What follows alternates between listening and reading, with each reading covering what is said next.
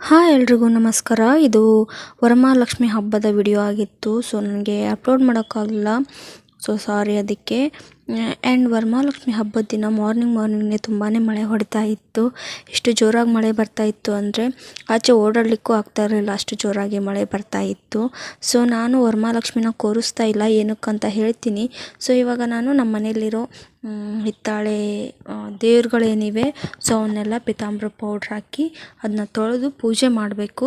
So ಹಾಗೆ ಎಲ್ಲ ದೇವ್ರ ಫೋಟೋಗಳನ್ನ ತೊಳೆದು ಪೂಜೆ ಮಾಡಬೇಕು. ಅದಕ್ಕೆ ಆಚೆ ಮಳೆ ಬರ್ತಾಯಿದ್ರು ಕೂಡ ಸೊ ನಾನು ಅದರಲ್ಲಿ ಸ್ವಲ್ಪ ಪೌಡ್ರನ್ನೆಲ್ಲ ಹಾಕಿ ಸೈಡ್ ನಿಂತ್ಕೊಂಡು ತೊಳೆದ್ಬಿಟ್ಟೆ. ಸೊ ಇವಾಗೆಲ್ಲ ದೇವ್ರನ್ನೆಲ್ಲ ಕ್ಲೀನ್ ಮಾಡಿಕೊಂಡು ನಾನು ರಿಟರ್ನ್ ಒಂದು ಪಾತ್ರೆಗೆ ಅವನ್ನ ತುಂಬ್ಕೊಳ್ತಾ ಇದ್ದೀನಿ. ಅಂದರೆ ದೇವ್ರ ಪೂಜೆಗೆ ಬಳಸೋ ಒಂದು ಪಾತ್ರೆಯಲ್ಲಿ ಅವನ್ನ ತುಂಬಿಟ್ಕೊತಿದ್ದೀನಿ. ನಮ್ಮ ಮನೆಯಲ್ಲಿ ದೇವ್ರ ಫೋಟೋಕ್ಕಿಂತ ಹಿತ್ತಾಳೆಯಿಂದ ಮಾಡಿಸಿರೋ ದೇವ್ರುಗಳೇ ಜಾಸ್ತಿ ಇರೋದು. ಏನಕ್ಕಂದರೆ ಇರೋದೇ ಒಂದು 2-3 ಫೋಟೋ ಇದು ಅಷ್ಟೇ. ಮಿಕ್ಕಿರೋದೆಲ್ಲ ಇದು ನಮ್ಮ ಯಜಮಾನ್ರಿಗೆ ದೇವ್ರು ಹೊರಿಸ್ಬೇಕಾದ್ರೆ ಅಂದರೆ ಗುಡ್ದಾಯಿಗೆ ಕುದುರೆಕಾರ್ ಅಂತಂದು ನಮ್ಮ ಮದುವೆಗಿಂತ ಮುಂಚೆ ಅವ್ರಿಗೆ ದೇವ್ರನ್ನ ಹೊರಿಸಿದ್ರು. ಆ ಟೈಮಲ್ಲಿ ಏನು ಮಾಡಿದರು ಅಂದರೆ ಎಲ್ಲನೂ ಹೊಸ ದೇವ್ರನ್ನ ತೊಗೊಂಬಂದರು. ಅಂದರೆ ಅಭಿಷೇಕ ಮಾಡಿಸಿದ್ರಾಯ್ತು, ಮನೆಗೆ ಇಟ್ಕೊಂಡ್ರಾಯ್ತು ಅಂತಂದು ಎಲ್ಲದನ್ನು ಹೊಸದೇ ತೊಗೊಂಬಂದರು. ಸೊ ಪ್ರತಿ ಸರಿ ಇದನ್ನು ತಿಕ್ಕಿ ತೊಳೆದೇ ಪೂಜೆ ಮಾಡಬೇಕು. ಇವಾಗ ನನಗೆ ದೇವ್ರನ್ನೆಲ್ಲ ಕ್ಲೀನಾಗಿ ವಾಶ್ ಮಾಡಿಕೊಂಡು ಬಂದಿದ್ದೀನಿ. ಹಾಗೆ ಇವಾಗ ನಾನು ದೇವ್ರ ಕಟ್ಟೆ ಕೂಡ ಕ್ಲೀನಾಗಿ ವಾಶ್ ಮಾಡಿಕೊಂಡು ದೀಪಕ್ಕಂತ 2 ರಂಗೋಲಿ ಹಾಕಿಬಿಟ್ಟು ಸೊ ಇವಾಗ ನಾನು ಕುಂಭನೂ ಕೂಡ ಅದನ್ನು ಕೂಡ ತೊಳೆದು ಮತ್ತೆ ನಾನು ನೀರು ತುಂಬಿಸಿ ಎಲೆ ಮತ್ತು ಕುಂಭನ ಇಟ್ಟು ಇವಾಗ ನಾನು ಪೂಜೆನ ಮಾಡ್ಕೊಳ್ತಿದ್ದೀನಿ. ಸೊ ಇವಾಗ ಏನಂದರೆ ನಾನು ಲಕ್ಷ್ಮೀನ ಕೂರಿಸ್ತಾ ಇಲ್ಲ. ನಾವು ಈ ಕುಂಭ ಅಂದರೆ ಇದನ್ನ ಲಕ್ಷ್ಮಿ ಅಂತ ಡೈಲಿನೂ ನಾವು ಪೂಜೆ ಮಾಡ್ತೀವಿ. ಇವಾಗ ಸ್ವಲ್ಪ ಚೆನ್ನಾಗಿ ಸ್ಪೆಷಲಾಗಿ ಪೂಜೆ ಮಾಡಿದ್ರಾಯ್ತು ಅಂತ ಅಂದ್ಕೊಂಡೆ. ಅಂದರೆ ಲಕ್ಷ್ಮಿನ ಏನೂ ಕೂರಿಸ್ತಾ ಇಲ್ಲ ಅಂದರೆ ಎಲ್ಲರೂ ಹೊಸದಾಗಿ ಮದುವೆ ಆಗಿರೋರು ವರಮಹಾಲಕ್ಷ್ಮಿ ಪೂಜೆ ಮಾಡಿ ಒಳ್ಳೆಯದಾಗುತ್ತೆ ಅಂತ ಹೇಳಿದರು ನಮಗೆ ದೊಡ್ಡವರು. ಆದರೆ ನಾವೇನಕ್ಕೆ ಮಾಡಲಿಲ್ಲ ಅಂತಂದರೆ ನಮಗೆ ನಾವಿರೋ ಇವಾಗ ಗಂಡು ಮನೆಯಲ್ಲಿ ನಮ್ಮದು ಸ್ವಂತ ಮನೆ ಇಲ್ಲ. ಅಂದರೆ ನಾವು ರೆಂಟೆಡ್ ಹೌಸಲ್ಲಿರೋದು. ಸೊ ನಾವು ಬಾಡಿಗೆ ಮನೇಲಿರೋದ್ರಿಂದ ತಪ್ಪೇನಿಲ್ಲ, ಮಾಡಿದರೂ ನಡೆಯುತ್ತೆ. ಆದರೆ ನನ್ನ ಮನಸ್ಸಲ್ಲಿ ಒಂದು ಸಂಕಲ್ಪ ಏನಂದರೆ ನಮ್ಮ ಸ್ವಂತ ಮನೆ ಆದಮೇಲೆ ಮಾಡಬೇಕು ಅನ್ನೋದು ಒಂದು ಸ್ಟ್ರಾಂಗ್ ಮೈಂಡಲ್ಲಿ ಕೂತ್ಕೊಂಡ್ಬಿಟ್ಟಿದೆ. ಸೊ ಹಾಗಾಗಿ ನಾನು ನಮ್ಮ ಮನೆ ಆದಮೇಲೆ ಚೆನ್ನಾಗಿ ಪೂಜೆ ಮಾಡಿದ್ರಾಯ್ತು ಅಂತ ಅಂದ್ಕೊಂಡಿದ್ದೀನಿ. ಡೈಲಿನೂ ಲಕ್ಷ್ಮೀ ಪೂಜೆ ಮಾಡಿದರೂ ಕೂಡ ಇವಾಗ ವರಮಹಾಲಕ್ಷ್ಮಿ ಹಬ್ಬ ಬೇರೆ, ಹಾಗೆ ಬಿಡೋದು ಬೇಡ ಅಂತ ನಾನು ಲೈಟಾಗಿ ಸ್ವಲ್ಪ ಅಂದರೆ ತುಂಬಾ ಚಿಕ್ಕದಾಗಿ ನಾನು ನನಗೆಷ್ಟು ಸಾಧ್ಯನೋ ಅಷ್ಟು ಪೂಜೆ ಮಾಡಿ ಸ್ವಲ್ಪ ಎಡೆನೆಲ್ಲ ಮಾಡಿ ನಾನು ಪೂಜೆನ ಮಾಡ್ತಾಯಿದ್ದೀನಿ ಅಷ್ಟೇ. ನಾನಿವಾಗ ಪೂಜೆನೆಲ್ಲ ಮುಗಿಸಾಗಿದೆ. ಇವಾಗ ನಾನು ಅಂದರೆ ಪ್ರಸಾದಕ್ಕಂತ ಹೋಳಿಗೆನ ಮಾಡಿದ್ರಾಯ್ತು ಅಂತ ಸ್ವಲ್ಪ ಹೋಳಿಗೆನ ಮಾಡಲಿಕ್ಕೆ ಇಟ್ಟಿದ್ದೀನಿ. ಅಂದರೆ ನಮ್ಮ ಆಜು ಬಾಜುಯವರೆಲ್ಲ ಉಡಿ ತುಂಬಿಸ್ಕೊಂಡು ಹೋಗು ಅಂತೆಲ್ಲ ಹೇಳಿದರು. ಸೊ ಬಾಜು ಮನೆ ಆಂಟಿ ಅಕ್ಕ ಅವರೆಲ್ಲ ಊಟಕ್ಕೆ ಹೇಳಿದರು. ಸೊ ನನಗೆ ನಾನು ಒಬ್ಬಳೇ ಹೋಗಬೇಕು ಎಲ್ಲಿ ಅಂತ ಹೋಗಲಿ. ಸೊ ನಾನು ಮಧ್ಯಾಹ್ನ ಕಡೆ ಆಂಟಿಯರ ಮನೆಗೆ ಹೋಗಿ ಬರ್ತೀನಿ. ಮತ್ತು ಸಚ್ಚಿಯರ್ ಕೊಲಿಗೊಬ್ಬರು ಊಟಕ್ಕೆ ಹೇಳಿದ್ದಾರೆ, ಅಲ್ಲಿಗೆ ಹೋಗಲೇಬೇಕು ನಾವು. ಹಾಗಾಗಿ ನೈಟ್ ಆ ಕಡೆ ಹೋದ್ರಾಯ್ತು ಅಂತ. ಇವಾಗ ಮಧ್ಯಾಹ್ನ ಸಚ್ಚಿ ಹಾಗೆ ಹೋಗೋದು ಬೇಡ, ಅವ್ರಿಗೂ ಊಟ ಆಗುತ್ತೆ ಪ್ರಸಾದನೂ ಆಗುತ್ತೆ ಅಂತ ನಾನು ಹೋಳಿಗೆ ಮಾಡ್ಕೊಂಡ್ರಾಯ್ತು ಅಂತ ರೆಡಿ ಮಾಡ್ತಾಯಿದ್ದೆ. ಸ್ವಲ್ಪ ಧೂಪನ ಹಿಡಿದು ಇವಾಗ ನನ್ನ ಪೂಜೆನ ಕಂಪ್ಲೀಟ್ ಮಾಡ್ತೀನಿ. ಆಮೇಲೆ ಎಡೆ ಮಾಡಿಕೊಂಡು ಎಡೆ ಕೂಡ ಹಿಡಿದು ಬಿಡ್ತೀನಿ. ಸ್ವಲ್ಪ ಅಂದರೆ ತುಂಬಾ ಸ್ವಲ್ಪ, ಅಂದರೆ ಎಷ್ಟು ಹೋಳಿಗೆ ಅಂದರೆ ಒಂದು 6 ಹೋಳಿಗೆ ಕರೆಕ್ಟಾಗಾಯಿತು. ಅಷ್ಟೇ ಬೇಳೆ ಹಾಕಿದ್ದೆ ನಾನು. ಸೊ ನಾನು ಕೈ ಹೋಳಿಗೆನ ಮಾಡಿದೆ.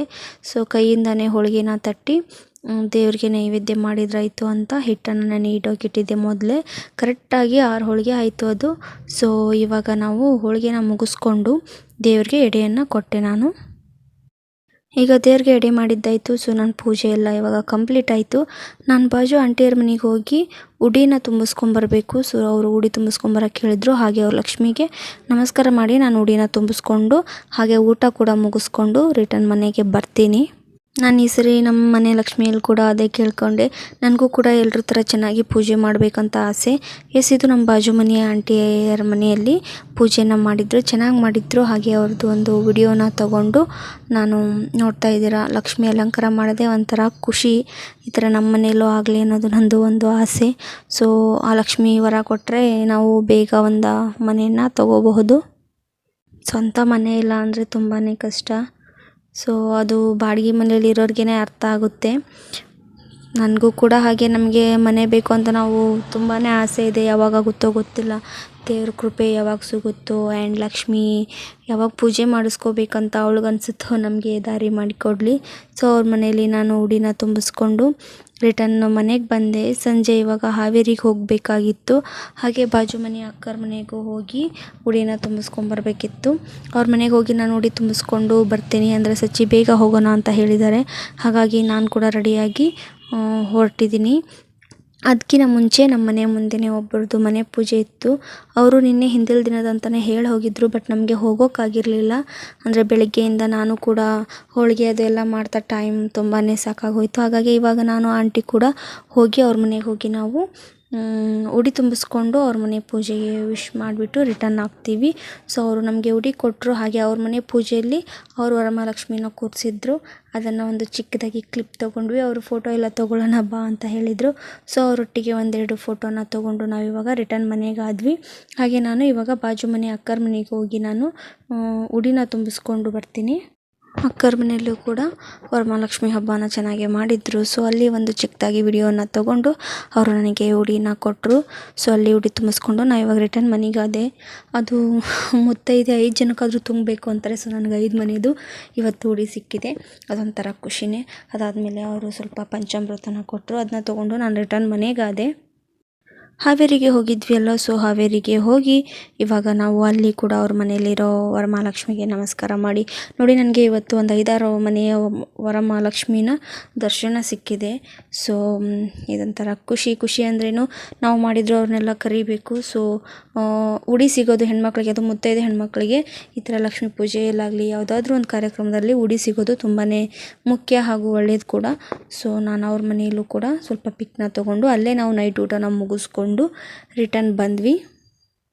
ನೋಡ್ತಿದ್ದೀರಾ, ಒಬ್ಬೊಬ್ಬರ ಮನೆಯಲ್ಲಿ ಒಂದೊಂಥರ ಡಿಫ್ರೆಂಟಾಗಿ ಪೂಜೆನ ಮಾಡಿದ್ರು. ನೋಡೋಕ್ಕೆ ಖುಷಿಯಾಗುತ್ತೆ.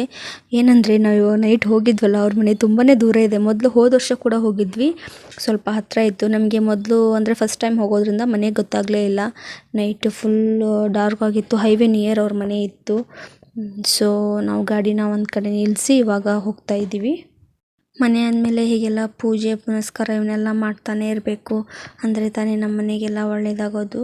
ಸೊ ನಾವು ಹೇಗೆ ನಮ್ಮ ಮನೆ ಗೃಹಿಣಿ ಅಂದರೆ ಹೆಣ್ಮಕ್ಳು ಹೇಗೆ ಮನೆಯಲ್ಲಿ ಪ್ರತಿಯೊಂದು ಪೂಜೆ ವಿಧಾನಗಳನ್ನೆಲ್ಲ ಚೆನ್ನಾಗಿ ಮಾಡ್ಕೊಂಡು ಹೋಗ್ತಾರೋ ಅಷ್ಟೇ ಒಳ್ಳೆಯದಾಗುತ್ತೆ ಮನೆಗೆ ಅಂತ ಹೇಳ್ತಾರೆ.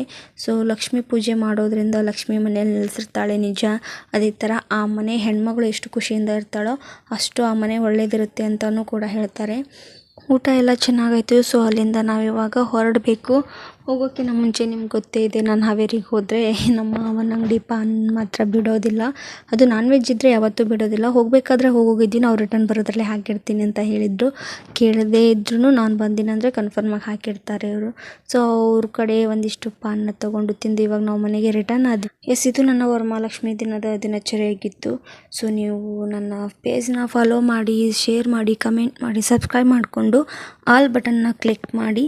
Thank you. ನಾನು ನಿನ್ನೆ ಅಪ್ಲೋಡ್ ಮಾಡ್ತಾ ಇದ್ದೆ, ಹೇಳಿದೆ ಅಲ್ವಾ. ಸೊ ನಾನು ತಲೆನೋವಿಗೋಸ್ಕರ ಹಾಸ್ಪಿಟ್ಲಿಗೆ ಹೋಗಬೇಕಾಗಿತ್ತು. ಸೊ ಹೋಗಿ ಬಂದು ಮೊಬೈಲ್ ಯೂಸ್ ಮಾಡೋದು ಬೇಡ ಅಂತ ಬಿಟ್ಟೆ. ಸೊ ವಾಚ್ ಮಾಡ್ತಾ ಇರಿ. Thank you so much. Please share ಮಾಡಿ, ಕಮೆಂಟ್ ಮಾಡಿ, ಸಬ್ಸ್ಕ್ರೈಬ್ ಮಾಡಿಕೊಂಡು ಆಲ್ ಬಟನ್ನ ಕ್ಲಿಕ್ ಮಾಡಿ. ಹೀಗೆ ಸಪೋರ್ಟ್ ಮಾಡ್ತಾಯಿರಿ, ನನ್ನ ವೀಡಿಯೋಸ್ನೆಲ್ಲ ನೋಡ್ತಾಯಿರಿ. ನಿಮ್ಮ ಸಜೆಷನ್ನ ನನಗೆ ತುಂಬ ಇಂಪಾರ್ಟೆಂಟ್ ನೀಡ್ತಾಯಿರಿ. Thank you so